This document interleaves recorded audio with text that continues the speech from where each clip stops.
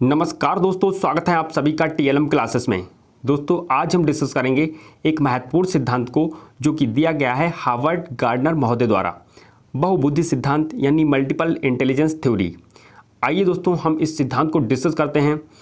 आपकी परीक्षा की दृष्टि से काफ़ी महत्वपूर्ण होने वाला है बहुबुद्धि सिद्धांत।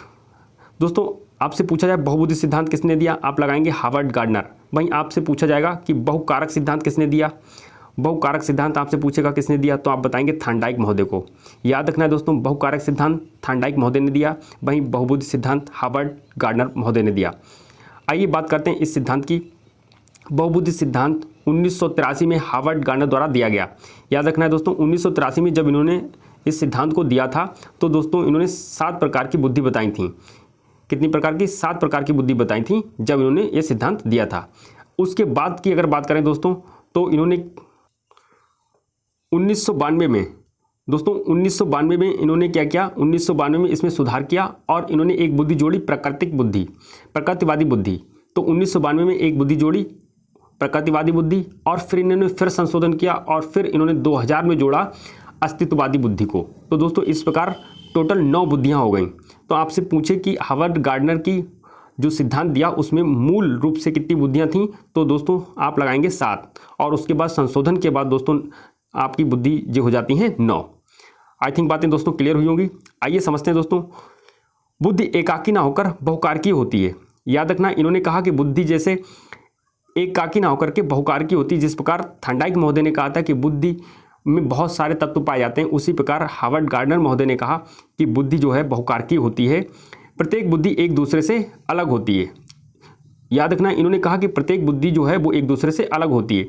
इस बात की इनकी आलोचना भी हुई है। आइए बात करते हैं, बुद्धि के विभिन्न प्रकारों में एक दूसरे के साथ अंतः क्रिया करने की प्रवृत्ति पाई जाती है। बुद्धि क्या करती है, एक दूसरे के साथ अंतः क्रिया करने की प्रवृत्ति पाई जाती है।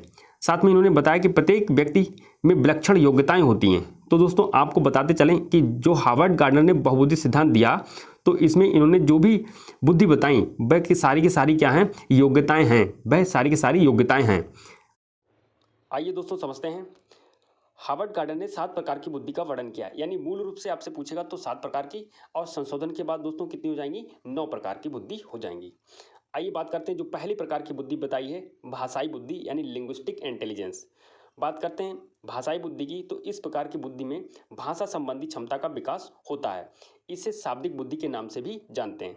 दोस्तों जिस बच्चे में, जिस व्यक्ति में ये भाषाई बुद्धि पाई जाती है वह बोलने में प्रवीण होता है, वह उसकी जो वोकैबुलरी कैचिंग है बहुत अच्छी होती है और वह शब्दों के साथ क्या करता है, अच्छा संबंध बिठा लेता है। तो ऐसे व्यक्तियों में भाषाई बुद्धि का विकास होता है। जैसे उदाहरण के लिए लें तो लेखक हो गया, पत्रकार हो गया, कवि हो गया, नेता लोग हो गए, ये भी बोलने में खूब प्रवीण होते हैं।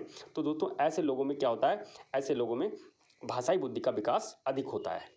आई थिंक बात क्लियर हुई होगी। आइए बात करते हैं तार्किक गणितीय बुद्धि, लॉजिकल मैथमेटिकल इंटेलिजेंस। जैसा कि नाम से ही प्रतीत है कि इस प्रकार की बुद्धि तार्किक गणितीय कार्यों से संबंधित होती है। यानी जिस व्यक्ति में तार्किक गणितीय बुद्धि होगी वह तर्क करने में, मैथमेटिक्स के क्वेश्चन सॉल्व करने में, जोड़ घटाना गुणा भाग करने में, इन सारी चीज़ों में वह क्या होगा, प्रवीण होगा। तो ऐसी बुद्धि किस में पाई जाएगी दोस्तों, जैसा कि नाम से ही है कि गणितज्ञों में, वैज्ञानिकों में इस प्रकार की बुद्धि पाई जाती है। आइए बात करते हैं, नेक्स्ट जो बुद्धि बताई है स्थानिक बुद्धि, स्पेटुअल इंटेलिजेंस। इस प्रकार की बुद्धि का प्रयोग मानसिक कल्पनाओं को चित्र रूप देने में किया जाता है। दोस्तों बताते चलें, ऐसे व्यक्ति जिसमें स्थानिक बुद्धि होती है वह अपनी मानसिक कल्पनाओं के द्वारा उसको मूर्त रूप दे देते हैं। अपनी मानसिक कल्पनाओं में जो भी सोचते हैं और उसको मूर्त रूप देने का हौसला रखते हैं, तो उनको दोस्तों क्या कहेंगे, स्थानिक बुद्धि उनमें पाई जाती है। तो जैसे उदाहरण के लिए लें चित्रकार और मूर्तिकार। साथ में अगर हम और उदाहरण की बात करें तो दोस्तों जो व्यक्ति मशीनों की संरचना को समझने में, यांत्रिक कौशलों में निपुण होते हैं, उनमें भी यही बुद्धि का विकास होता है। आइए दोस्तों समझते हैं हम नेक्स्ट जो दी है शारीरिक गतिक बुद्धि, बॉडी काइनेटिक इंटेलिजेंस। इस प्रकार की बुद्धि का प्रयोग शारीरिक गति से संबंधित कार्यों में होता है।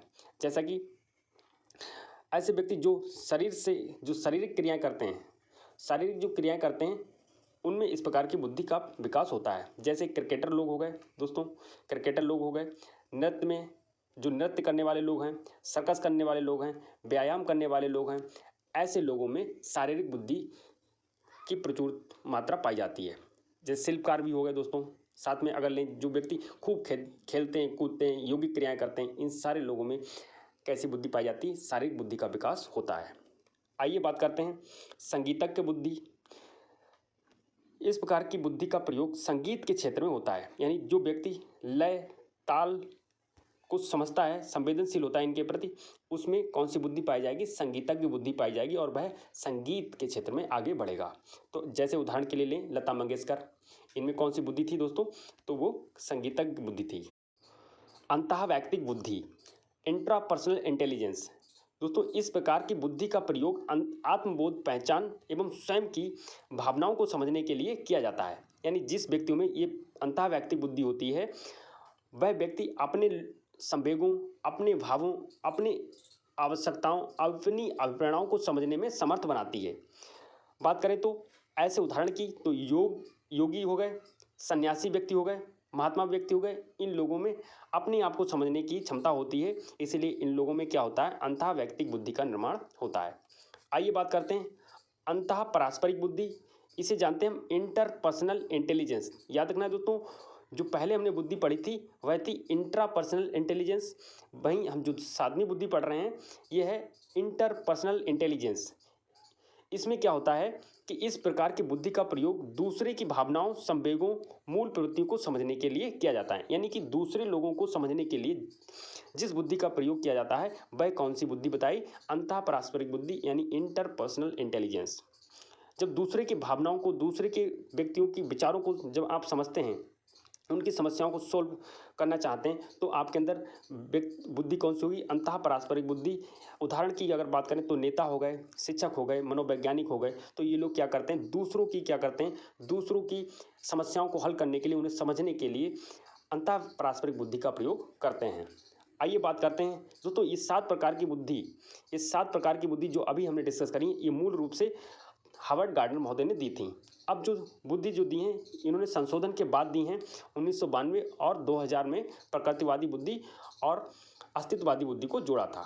तो आपसे क्वेश्चन पूछा भी जा सकता है दोस्तों कि मूल रूप से 7 बुद्धियाँ थीं और उसके बाद जो बुद्धि जोड़ी गई वे कौन सी थीं? तो आप याद रखना है दोस्तों, नैसर्गिक बुद्धि जिसे प्रकृतिवादी बुद्धि कहते हैं और साथ में अस्तित्ववादी बुद्धि को। आइए डिस्कस करते हैं हम इस 8वीं बुद्धि जो बताई, नैसर्गिक बुद्धि यानी प्राकृतिक या नेचुरल इंटेलिजेंस। इस प्रकार का ज्ञान का संबंध वनस्पति जगत, पेड़ पौधों, जीव जंतु, प्राणी समूह या प्राकृतिक वस्तुओं को समझने के लिए होता है। यानी कि दोस्तों हम बात करते हैं कि जो प्रकृति में जो पैटर्न हैं उनको समझने के लिए हम इस बुद्धि का प्रयोग करते हैं। तो इस प्रकार की बुद्धि की अगर बात करें तो किन व्यक्तियों में पाई जाएगी? जो किसान ले लो दोस्तों, किसान, जैव वैज्ञानिक, वनस्पति वैज्ञानिक, इन लोगों में प्रकृतिवादी बुद्धि पाई जाती है, क्योंकि ये लोग क्या करते हैं? पेड़ पौधों, जीव जंतुओं के बारे में जानकारी एकत्रित करते हैं। आइए बात करते हैं अस्तित्ववादी बुद्धि, एग्जिस्टेंशियल इंटेलिजेंस। बात करते हैं इस बुद्धि की, तो इस प्रकार की बुद्धि उन व्यक्तियों में पाई जाती है जो प्रत्येक चीज़ के अस्तित्व के बारे में सोचते हैं। हम कौन हैं? दुनिया क्यों बनाई है? सुख दुख क्या है? तो दोस्तों ऐसी जो विचार जिसके अंदर आते हैं कि ये संसार के रहस्यमयी चीज़ों को उजागर करना चाहते हैं, आत्मा परमात्मा क्या है, जीवन मरण क्या है, तो ऐसे जिन व्यक्तियों में विचार आते हैं उनके अंदर अस्तित्ववादी बुद्धि का भंडार होता है। जैसे उदाहरण के लिए लें तो दार्शनिक हो गए, वैज्ञानिक में ये बुद्धि पाई जाती है। दोस्तों नोट पॉइंट है, याद रखना है, जैसा कि अभी हम डिस्कस भी कर चुके हैं कई बार, प्राकृतिक बुद्धि और अस्तित्ववादी बुद्धि को बाद में जोड़ा गया, इसलिए मूल रूप से 7 बुद्धियाँ थीं और अगर टोटल की बात करें तो 9 बुद्धियाँ हो गई।